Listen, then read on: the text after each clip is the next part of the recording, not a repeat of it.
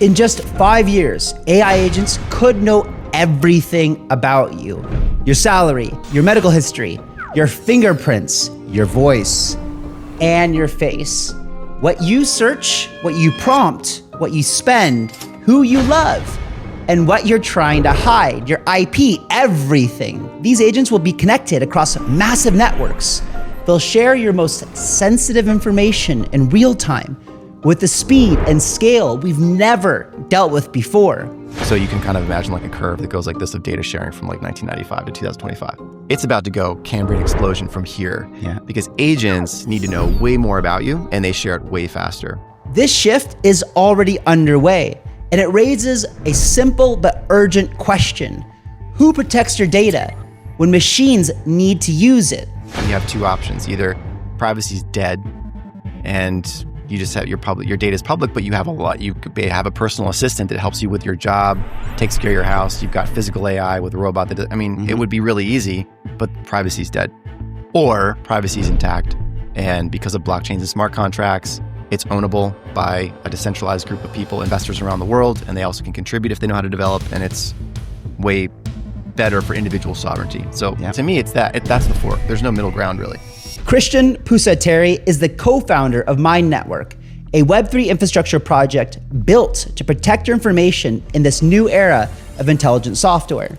At the center of Mind Network is something that's complicated, yet we'll get into it. It's called Fully Homomorphic Encryption, or FHE for short, a powerful encryption method that keeps data locked, even when it's being used. The problem with ZK is that whoever's operating the ZK sees the raw data. The difference with FHE now is that it never needs to be decrypted. Mind Network is applying this tech across Web3, including stablecoins, which Christian believes could be the most important frontier for private, everyday payments. I think you're seeing a lot of effort around this stablecoin, especially in the States where policy is going to come. So we need some privacy for stablecoins. If you're settling things in stablecoins, we don't want that all to be completely public, settled on blockchains. Some of this needs to be private, for example, payers and vendors. Imagine if everyone... Even salaries or whatever. Salaries, yeah, everything, exactly. This conversation is about digital trust, personal safety, and the future of value exchange.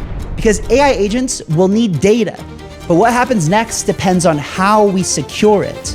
And ladies and gentlemen, if you're a fan of Chainlink, like I am, you'll be shocked to find out just how critical my network is to their success. Without further ado, here is a very important interview with my good friend, Christian. Christian, welcome. Thanks for coming here. Good to have you. Thanks, man. Yeah. Thanks for having me. So I know really well, a lot about my network as an investor, an advisor. But, for those who don't, maybe you could just give a brief background about maybe yourself and my network as well. Yeah, cool. So I'm the CEO and co-founder of My Network. My Network is an FHE project, which is an advanced encryption method that can process encrypted data without decrypting it. So we'll get into what that means, but that's a big shift from what we've been using for the web for the last 30 years. We always decrypt data to process it, and that's what makes it sensitive. And we'll go into that later. But some call FHE, some call it the Holy Grail of encryption. The Holy Grail, yes, they do. Yep. And so actually in theory, it's been around for 40 years, this encryption method. It just became applicable about 15 years ago. And in crypto, the last few years, we're starting to play around with, okay, what kinds of data can we use FHE to protect? So we're not an L1, not an L2. My network is modular. We also have an SDK. And the whole idea is be lightweight, be easy to use, and just start protecting certain types, like cherry picking the certain kinds of data that we can protect now using FHE. And so we've productized mainly into AI and DeFi, but there's a lot that we can do. Cool. Yeah. So I'll start off by saying, I think I first heard about My Network, I don't know, maybe a couple of years ago when we first started chatting, or maybe it was a year and a half ago, I don't know. But I know that it was around the same time when I took a large position in Chainlink, bought it on the open market, but I've really found out, looked into Chainlink quite deep and found out what they were doing. What really impressed me was a lot of the traction and progress that they made with, trialing the technology with a lot of the traditional financial rails like TTCC and Swift and others, banks.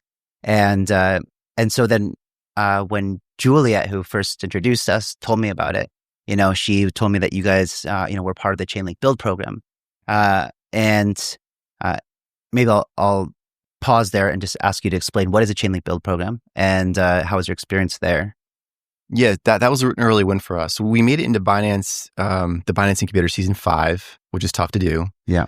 And of the 12 projects that got in, we were one of only two that they invested in, which is even harder. But then Chainlink build was tough at the time as well. They only had maybe a few dozen projects, if I recall. And it's not, they don't want you to call it an accelerator, but it's like an accelerator, but it doesn't have a start and stop point. Like once you're in, you can get asked to leave, if things go wrong, if you don't deliver what you said. But if you're in and you're doing what you said you do, you can stay in. And then Chainlink just gives you the full breadth of their services. And so, they're a 700 plus 650 something person team. And the build program is specifically designed for projects that are either like a perfect use case of the Chainlink product portfolio or protocols or apps, DApps that they think are just going to be really useful, really pivotal, crucial, critical in the space, right? So Sergey is a no BS kind of guy. So the build program is supposed to identify projects that are promising early. So we got in early and then we kind of got graduated a little bit through the program. So they have also channel partners. So if you develop tech that they end up needing or that's good for them, they'll bring you in as a channel partner. So Space and Time got that invite. Theric got that invite. ChainML, now Theric. I think they were ChainML, now they're Theric. And then My Network. So we're one of only a few projects to get that invite. And then and so that product that we built for them that got us that invitation was for their bridge for CCIP, which could be one of the most important, if not the most important bridge in the sector, right? Because that's where TradFi is going to use to come into the space most likely. They're already doing it. So we built, basically we encrypt the messaging layer on top of that bridge, which was critical because banks were used to doing that in Swift anyways. I mean, in the TradFi ecosystem, they encrypt that messaging layer. You can't have that message be public because you don't want people to front run your trade, right? And then encrypting, you have to worry about MEV as well. So that needed to be done. We did that for them. And we're always looking for ways that we can kind of add FHE to whatever it is they're focused on. So they're launching a payments product, or they just have, and they're going to continue to work. I think you're seeing a lot of effort around this stablecoin, especially in the States where policy is going to come. So we need some privacy for stablecoins. If you're settling things in stablecoins, we don't want that all to be completely public, settled on blockchains. Mm-hmm. Some of this needs to be private. For example, payers and vendors. I mean, imagine if everyone, even salaries or whatever. Salaries, yeah, everything, exactly. Yeah. So you don't want all that to be public. So right now, if it's settled in USDC, it's all public. So we have to find a way to add some sort of privacy. So hopefully we can work with them on a solution there as well. Yeah. So the channel partners, essentially, I believe was another way to describe that, like a designation tier 1 or something like that. Yeah, like a tier 1, channel partner. Yeah. And from what I understood too, that means that that the technology that was built and designated as that tier 1 was essential to Chainlink's technology for adoption. Is that right? Mm-hmm. Mm-hmm. Yeah. Right. And so I think one of the things that was really exciting for me being, and it was CCIP for Chainlink. It wasn't the Oracle thing because I think that like plenty of people can compete in that space. But it was like how much traction they had made with CCIP. And there are other competitors, but there's no one that has like been doing this for as long as Sergey has and built those kind of relationships. To where me, it's like, it's not necessarily, we all know that it's not necessarily just the best technology, although there's probably maybe is, but that's debatable. But it's the relationships that they have that are so impressive. And when when you're working with someone like Swift or DTCC and processing all of that volume with all of those transactions, and then realizing that that they have a big problem, right? And because they haven't built any privacy solutions into it, and that's where My Network comes into it. Mm-hmm. So just explain exactly how that works, and then I'm curious, one of the interesting things from a speculative perspective on Chainlink is that kind of idea that they introduced of the universal gas token, where every time that one of these TradFi players or whatever use the Chainlink protocol, there's going to be some sort of like small payment. I don't know if it'll be like a fixed basis point or if it's going to be percentage of value. But anyway, the point is that if they're settling millions of transactions a year and trillions of dollars or quadrillions of dollars, Sergey says quadrillions of dollars of volume, it's a big number, right? Yeah. And that's why for me, I've been so bullish on Chainlink. But then now comes in My Network, recently launched. And is there some sort of similar relationship in the Mind token as like kind of the Chainlink gas token and that same kind of idea where all transactions that are encrypted with Mind have to use some sort of fee or payment using the Mind token? Yeah, so that's that's the revenue model, right? So that's how we'll make money. It's not always paid in the mine token per se. Right now we're settling it in the token that initiates the transaction. So the native token we can settle in that. It's usually Arbitrum and Ethereum. But yeah, you do have to pay gas in order to access the FHE computation and encryption and decryption using my network. But similarly, yeah, so getting back to the bigger, where we'd like to go, when we look at where Chainlink wants to go, like DTTC is clearing like $9-10 trillion a day or something. That's it's like the clearinghouse, right? The big one. So if Chainlink is to a point where like they're helping facilitate in that, or they're a service provider, that's a ton of volume, right? Similarly, we're kind of chasing Chainlink. We'd like to be like, everyone is using Chainlink's oracles. We kind of want to be someone that the industry has to use for FHE encryption, decryption when necessary. In some cases, you want to decrypt as well, and just basic computation. So we want to be that service provider, that modular service provider for, just as someone who has an audience who's largely looking at, where to place bets, and this interview is not just about like the price speculation on mine, and I don't really want to go there so much, but I do want to understand the value accrual, because it would just be a little bit concerning if I heard that like, oh yeah, people can use my network all they want and they pay, this revenue in this native token or some other token.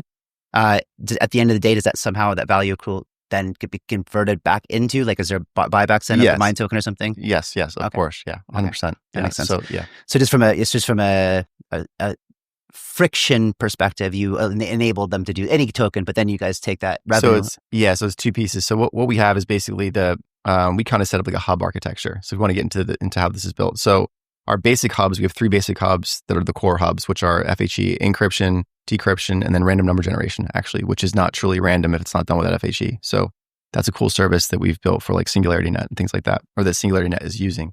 And then what you have is a number of our AI partners host a hub, kind of like in a BitTensor type architecture. Yeah. The same way, like, you can host a subnet with BitTensor, similar kind of function. So to go from step 1 to step, if you're going to use one of their hubs, in that scenario, you're settling the gas in the native token, usually Arbitrum or Ethereum. But then to use our core hubs, so those hub sponsors that then are consuming our core services, that's paid in FHE. So that's where the FHE gas gets paid. Okay. So now let's talk a little bit more about where the space is going. Recently, there was some kind of big figures that have talked about the need for privacy in the space. You told me recently that Vitalik made a blog post. I think you said a couple other people had mentioned it, which is kind of shifting the narrative.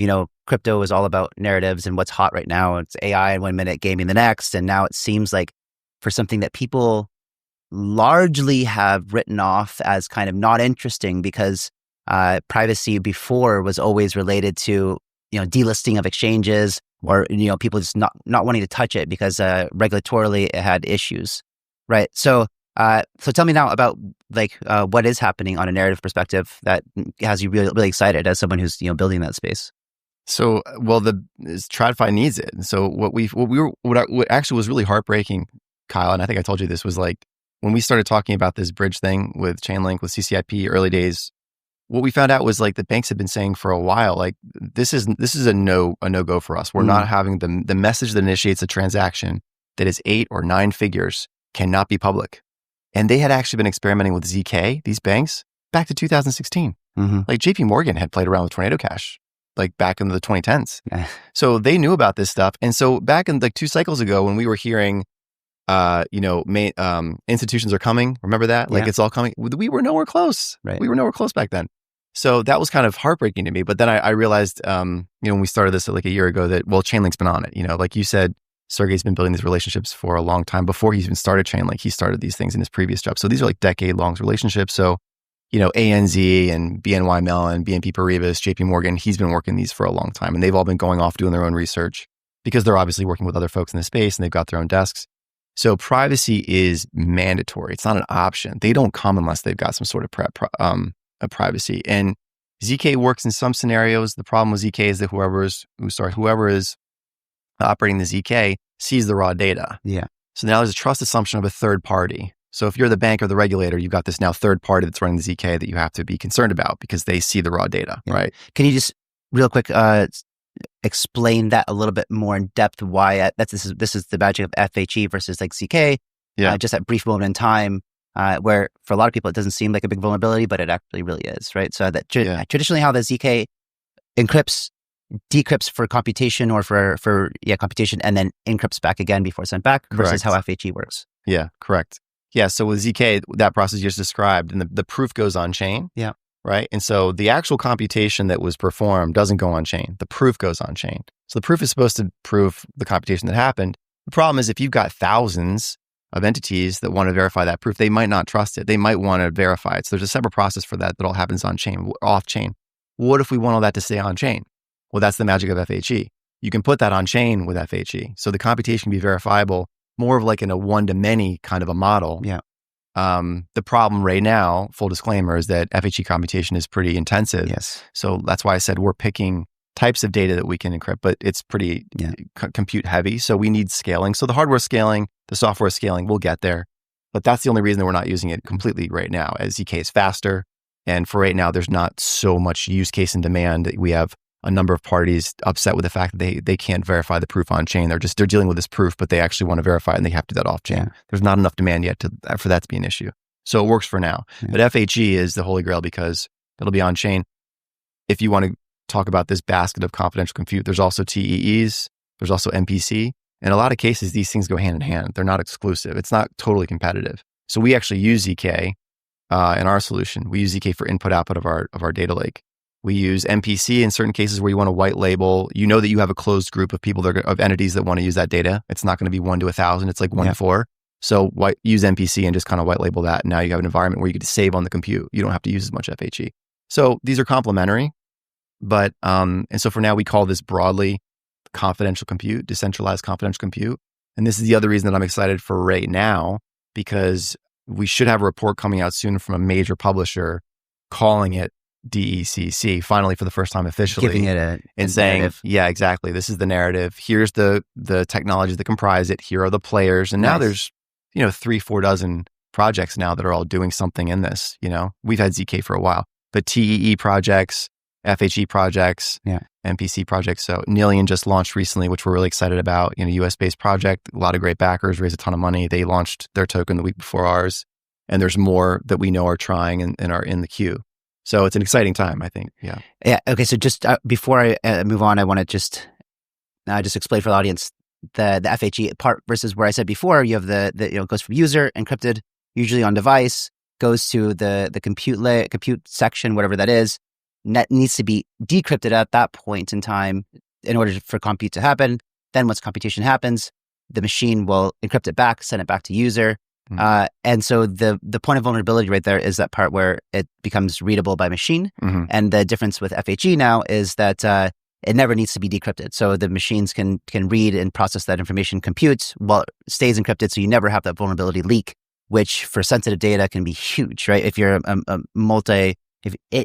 anyone from a small startup to a large multinational, you get a data breach and your reputation just gets destroyed, right? Yeah. So there's a lot of people are excited about FHE. As you mentioned, it's computationally intensive right now. I do know people are working on a lot of ways to, make them more efficient, but time will help with that. So you talk about these other players coming to market who are kind of in the same sector. How do you look at that? Do you look at that as competition and you're worried about that? Or, because you kind of seem excited. Oh, there's like, half a dozen or so. Yeah. No. It's the more the merrier, I think, right now. You got L1s, L2s, you got folks focusing on wallet, KYC. Yeah. So, yeah. Does that make you excited because you think that they will be partners of yours? They have been to date. Yeah, certainly. Okay. So to date, we're helping each other out. So it's not competition. It's people that you think that will be using my network to make their services. Yeah, I think, frankly, FHE is probably where ZK was in like 2020. So you couldn't have too many players in 2020. Maybe now today.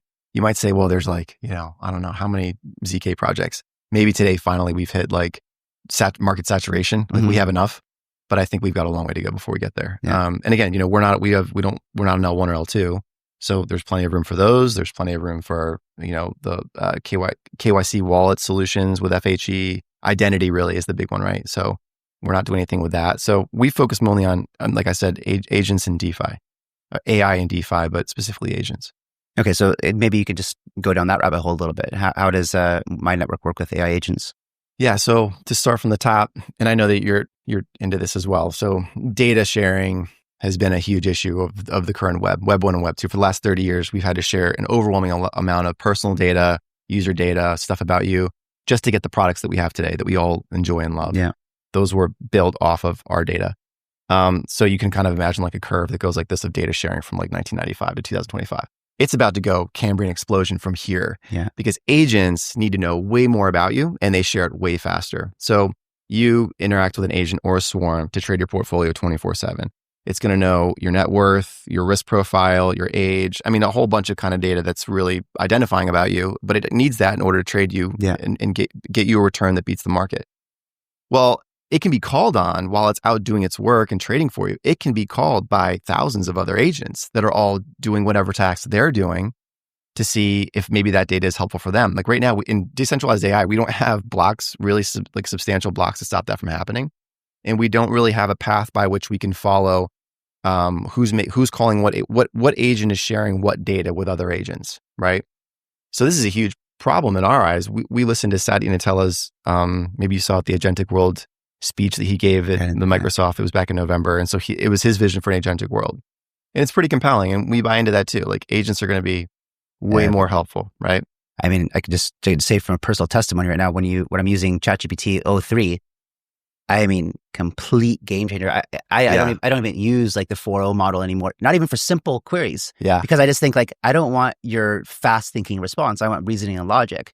Right. And so the 03 model or 04 mini, they need to go with multi-agents using tools, communicating with each other. Usually it's like, with chain of thought and reasoning. And that's just brilliant. So, I mean, just that shift from when we all first started using ChatGPT and the way that we used these large language models up until just a week or two ago when they announced like the advanced reasoning with 03 and 04 mini, I swear it just changed my life. Yeah. Completely changed my life. That upgrade just from that model to that model has changed. Imagine with agents. And not only that, but what you're saying, knowing about you. So another big upgrade that happened with that was that, before you had all these fragmented chats. Yeah. Right. Yeah. And now they share between chats. And now they share. Yeah. And that is mind blowing because like before it would store some things. If you had the advanced or pro version, it would store some things, updating memory, whatever.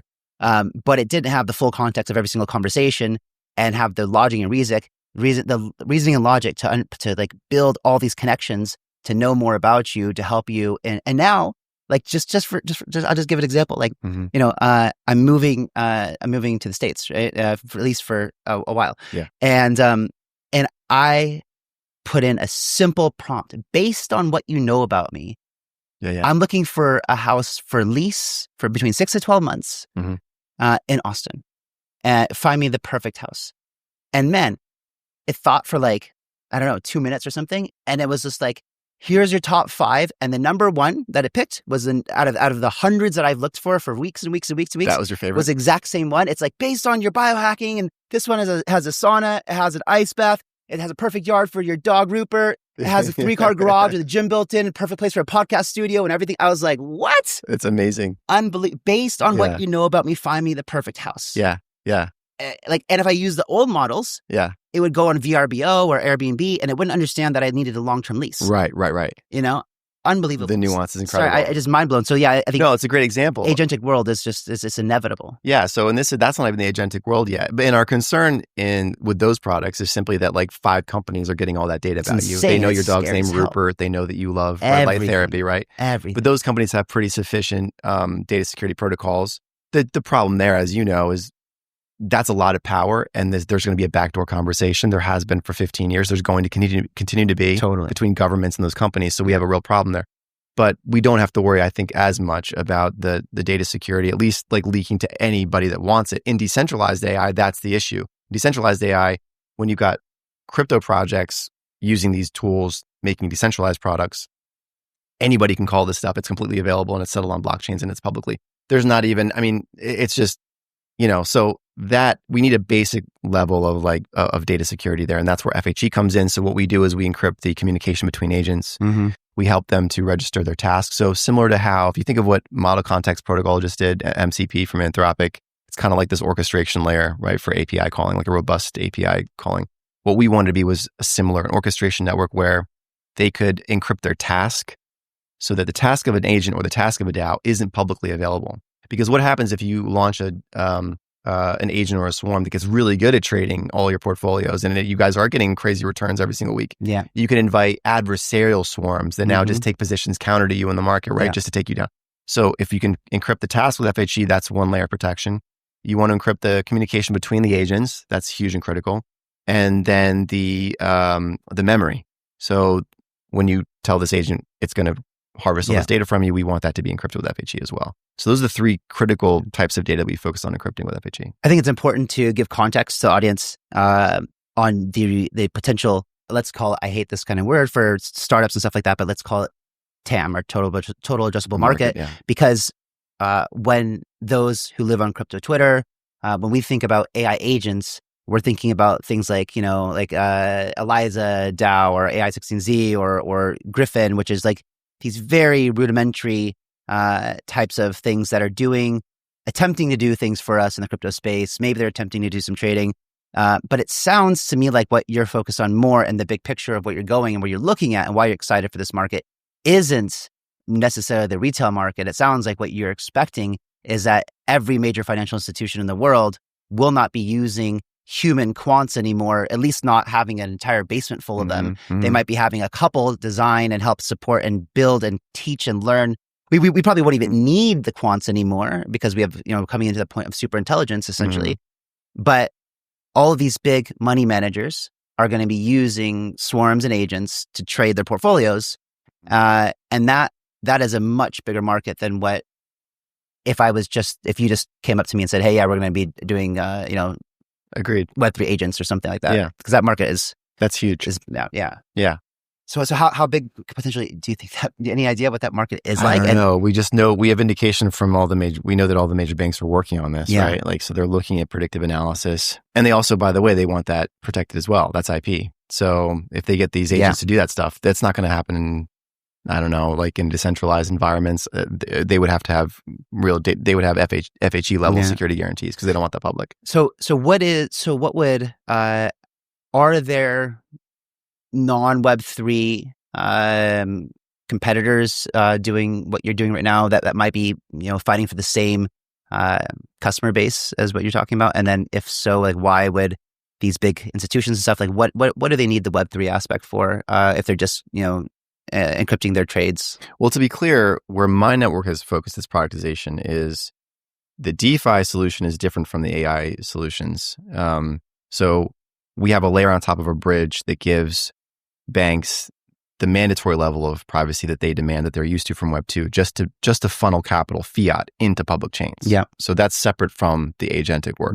Right. So I don't know, we're not actively marketing to bring, big tech into decentralized AI. What we're trying to do is at least make decentralized AI work properly and have the right data privacy first. So that level's there. So more trading in DeFi than in the traditional. I think so. However, these guys trade. Yeah. Look, Eliza was the most visited Git book in the month of February in the world, right? Blew my mind. They're marketing that's marketing right there. So hopefully they're drawing attention. Yeah. They'll get builders to do that, and they'll get tinkerers from some big companies to play with that. Yeah. So we just want to support Eliza. That's why we integrated with them.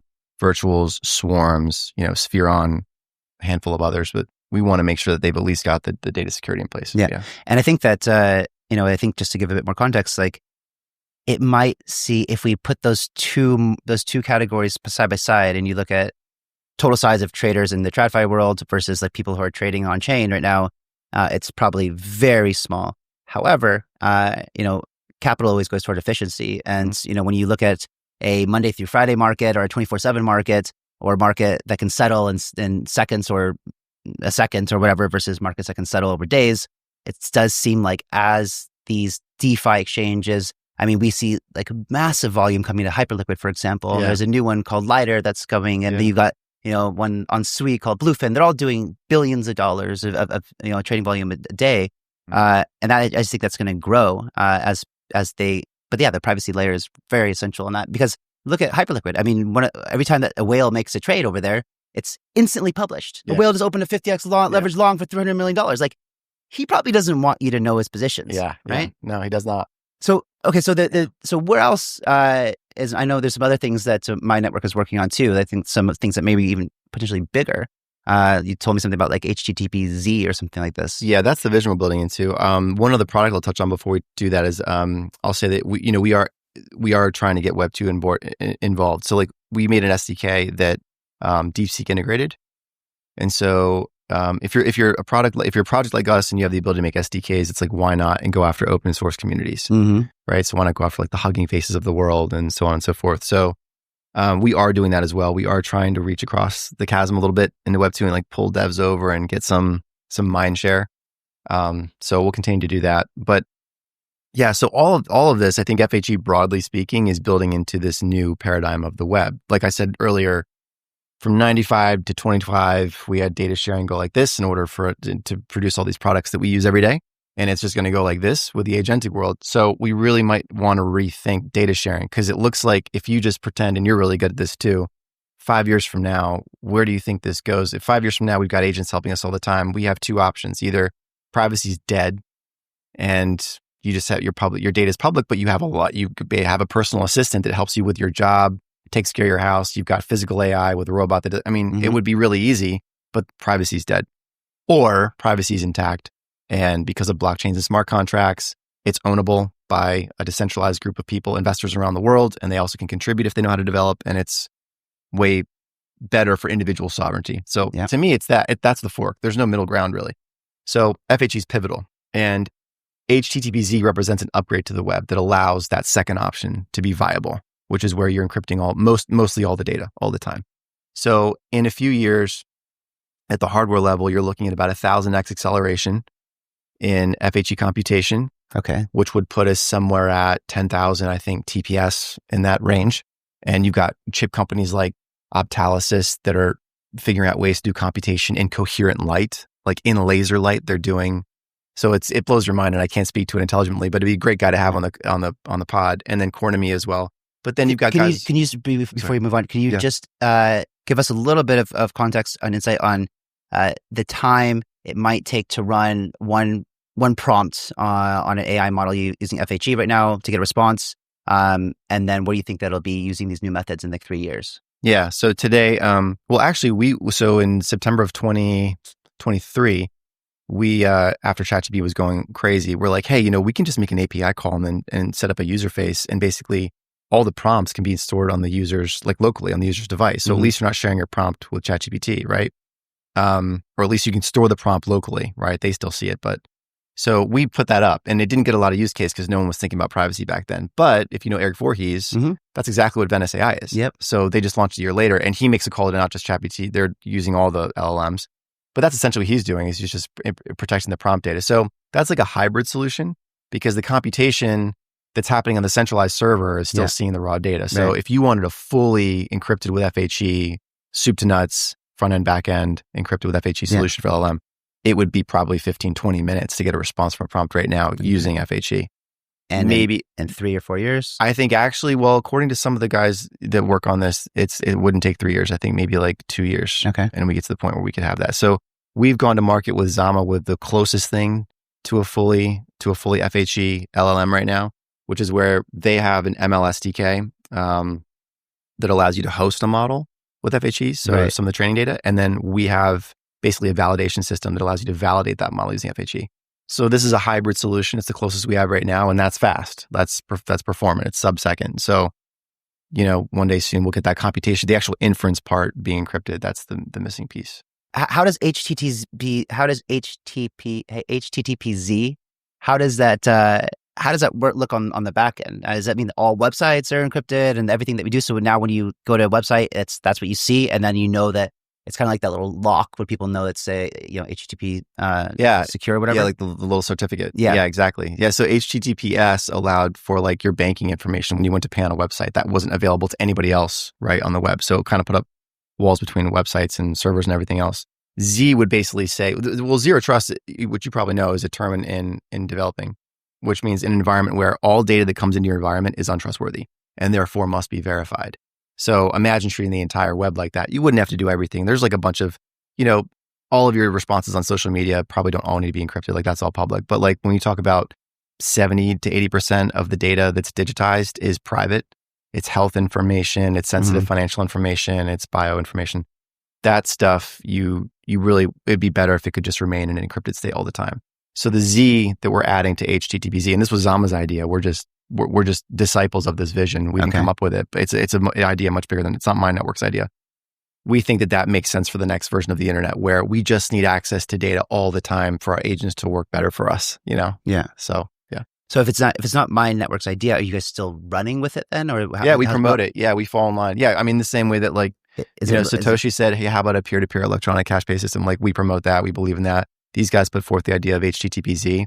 We're pushing it. We're productizing to help build that future. So it's my network will benefit if that becomes a success. 100%. Yeah. Okay. Yeah, we would be a critical player in that. Yeah. And can you explain who is Zama and what the relationship is between you guys? Yeah. So Zama is the largest provider of cryptographic services in the world and FHE tooling. And so what they do, I think they're one of the most. I think they had the highest raise like in France's history or something. They've raised like $100 million or something, which they're one of the best startups to ever come out of France.